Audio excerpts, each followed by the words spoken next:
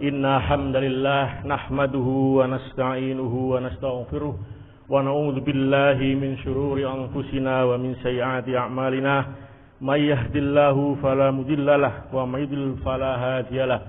Asyhadu an la ilaha illallah wahdahu la syarikalah wa asyhadu anna Muhammadan abduhu wa rasuluh. Allahumma shalli wa sallim ala Muhammadin wa ala alihi wa sahbihi ajmain, amma ba'du. Qala Allah Ta'ala fi kitabil azim, ya ayyuhan nas inna khalaqnakum min dzakari wa unsa wa ja'alnakum syu'uban wa qabaila lita'arafu inna akramakum indallahi atqakum innallaha alimun khabir. Ingkang kula muliakan sesepuh dan bini sepuh yang saya hormati, Ketua RW 4 periode dan Ibu PKK 4 periode, hadirin para undangan yang berbahagia. Segala puji dan puja kita panjatkan kepada Allah Subhanahu wa taala. Alhamdulillah pada siang ini Allah masih memberikan kita nafas kehidupan sehingga kita bisa bermuajahah di tengah-tengah masih bulan Syawal ini. Hari ini adalah Syawal tanggal 21 Syawal hari Ahad. Karena situasi Syawal kami mengucapkan taqabbalallahu minna wa minkum minal a'idin wal faizin. Semoga amal ibadah kita terima oleh Allah Subhanahu wa taala. Puasa kita, salat kita, zakat kita, sedekah kita. Ngaturaji selamat telasan Trepo 404 telok nyon sapuroh lahir batin tak engki. Bagus Ibrahim. Salawat dan salam semoga tercurah atas junjungan kita Nabi Muhammad SAW yang telah menunjukkan kita ke jalan yang lurus, yaitu dinul Islam. Bapak Ibu sekalian yang berbahagia, kami 2 hari yang lalu ketemu Pak RW ketika jalan sehat. Saya didekati, Pak Taufik, nanti hari Ahad tanggal 22 ngisi nggih. 1 ayat, 2 ayat langsung makan katanya. Tadi saya sudah menyampaikan 1 ayat, Pak. Jadi 1 ayat lagi kita makan, ya. Katanya nggak perlu lama-lama, cukup 10 menit aja. Bisanya ceramah itu minimal, Pak, ya, 30 menit, ya. Minta hanya 10 menit. Padahal ini sudah saya buka 5 menit, Pak. Jadi tinggal 5 menit lagi selesai. Kalau saya mana yang lebih dulu, Pak? 5 menit dulu yang selesai, atau saya baca ayat 1 lagi yang mana lebih dulu? Kalau saya baca ayat lagi berarti anggap saja sudah selesai. Langsung makan. Ngoten ya, Ngeri. Biasa kalau manggil ustadz itu kan ditemui di rumah, Pak, ya? Enggak, saya di taman dipanggil gitu kan. Nah, itu. Mesti mulai enggak disangoni. Nggih. Tapi enggak apa-apa. Saya sudah bekerja sama tim, ya, YouTuber. Kalau nanti ternyata ini viral, kita bagi sama Wono. Ternyata ceramah saya terakhir di RJ kemarin viral, Pak. Ya, yang nonton sudah lebih dari 200 sekian. Ngalahi ustadz yang lain, ya. Nah, itulah. Itu saya dengan Pak Wono sudah kong kali kong. Enggak dapat honor RW, enggak apa-apa, Pak. Nanti kita bagi sama kalau Pak Wono dapat masukan dari iklan-iklan. Ngoten Pak Wono nggih? Nah, alhamdulillah. Saya diminta menyampaikan tema persatuan dan kesatuan. Tadi sudah dibahas bahwa di RW 8 ini PP Legi ini nggak ada masalah dengan masalah persatuan. Loh, apalagi dibahas, Pak? Sudah bersatu, sudah. Rukun, sudah. Lah kok saya menjelaskan lagi persatuan? Kayaknya hanya sia-sia aja. Ngoten nggih? Ya, peningkatan. Nggih. Jadi di RW sudah bagus, walaupun kemarin ya ada pemilihan RT yang sempat viral, sudah kepilih mundur gitu kan. Itu banyak dibaca di jagat maya, Pak, nggih. Di RW 8 ada sudah kepilih RW mundur ternyata. Enggak apa-apa, itulah dinamika politik gitu, Pak, ya. Jadi pemilihan RT RW itu masuk kategori sudah masuk dalam politik. Bapak Ibu sekalian, masalah persatuan dan kesatuan itu tema yang sudah lama sekali dan nggak perlu kita bahas lagi. Saya ingin meningkatkan bagaimana di atas persatuan itu ada namanya al-adabun, yaitu adab. Itu yang paling penting. Kadangkala orang nggak senang berkelahi, ada orang itu nggak senang bertengkar, namun secara adabnya kurang. Ini yang paling penting. Jadi Rasulullah SAW ini saya kasih dalam beberapa contoh ibro. Sahabat yang namanya Hasan Al-Basri ini ulama yang paling terkenal dan hidup pada zaman tabi'in.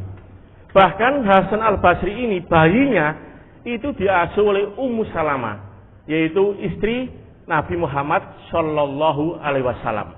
Ketika besar, Hasan Al-Basri menjadi ulama yang hebat, yang sangat terkenal, yaitu era pada zaman tabi'in. Padahal kalau kita lihat, ibunda Khairah dari Hasan Al-Basri ini adalah mantan budak Zaid bin Sabit, sahabat Nabi Muhammad SAW. Kok bisa ya? Mantan budak melahirkan orang hebat itu kok bisa? Inilah makanya kita nggak boleh memandang orang itu dengan sebelah mata kita. Nggak boleh. Meremehkan tidak boleh. Kenapa? Banyak orang yang rendah, dianggap rendah, ternyata orang itu hebat. Contohnya Hasan Al-Basri, ulama dari Irak. Beliau pernah mengatakan, kalian ini hanya hidup 3 hari saja. Kemarin telah kalian lewati, hari ini sedang kau jalani, besok belum tentu kalian akan hidup. Ini yang paling terkenal dari ucapan beliau. Beliau ini punya tetangga, Pak. Kebetulan agamanya Nasrani. Hasan Al-Basri ini bangun rumah yang kecil, kemudian sebelah tanahnya itu kosong. Dibeli oleh seorang yang beragama Nasrani, beragama Kristen.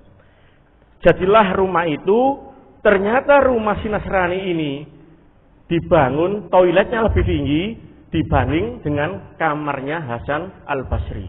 Inilah yang namanya adab, Pak. Lebih dari persatuan, lebih dari kesatuan. Apa?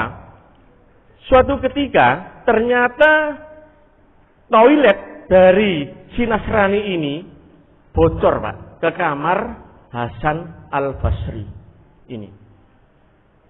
Tiap pagi Hasan Al-Basri ini membuang timba kotoran dari kencing-kencing, yaitu kencingnya si Nasrani. Tiap pagi, Pak. Sama tiap malam.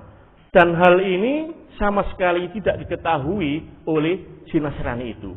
Ada beberapa riwayat mengatakan bahwa itu memang disengaja ingin mencoba seberapa jauh tingkat akhlaknya Hasan Al-Basri ini. Bapak Ibu sekalian yang berbahagia, suatu ketika Hasan Al-Basri sakit, Pak. Sakit, berada di kamarnya.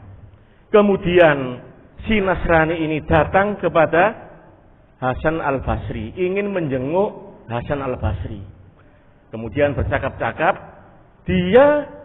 si Nasrani ini kok merasa ada bau nggak enak di kamar Hasan Al-Basri ini.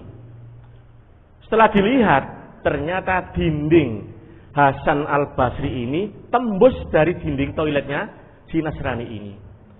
Lalu bertanya, ya Abu Sa'id, inilah panggilan orang Arab itu, biasa nggak dipanggil namanya. Ya Abu Sa'id, wahai bapaknya Sa'id, sudah berapa lama kamarmu ini ngembes dengan kamar mandiku ini?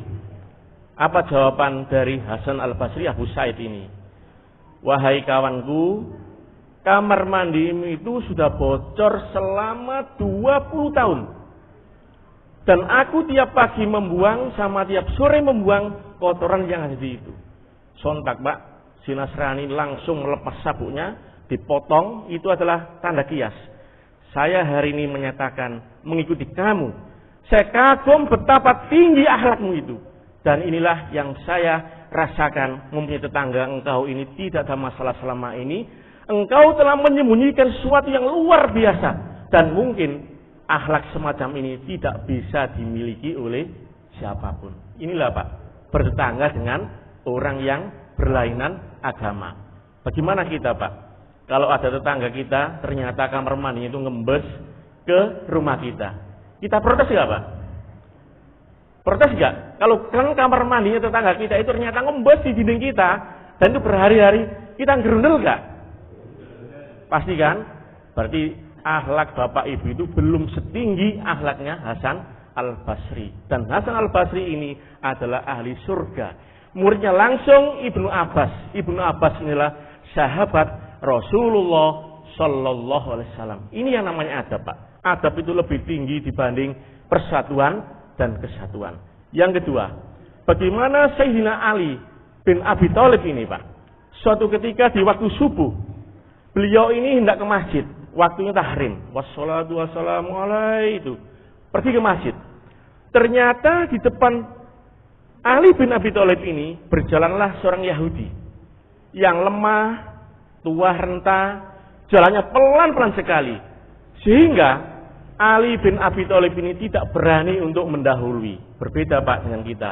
Kalau kita, anak-anak kita, anak muda sekarang ini, biarpun di depan ada orang tua, bila perlu disalib, sepedanya perlu digas besar itu kan. Itu beda atap, beda tahun, Pak. Zaman dahulu itu.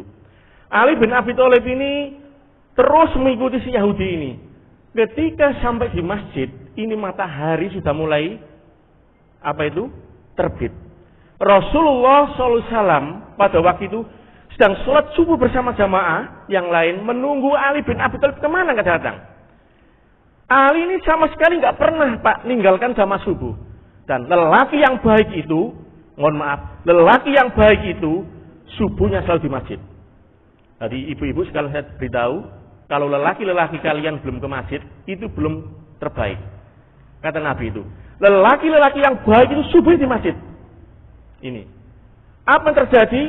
Ketika Rasulullah rukuk yang terakhir, Pak, ini punggungnya Rasulullah ditahan oleh malaikat Jibril. Tidak boleh bangkit. Mengapa nggak boleh bangkit? Rasul juga nggak tahu. Para jamaah nggak tahu. Semua jamaah ini sambat. Apa sambat di bahasa Indonesia? Mengeluh. Kok lama sekali sampai 10 menit, 20 menit tunggu nggak bangkit Rasulullah, itu apa?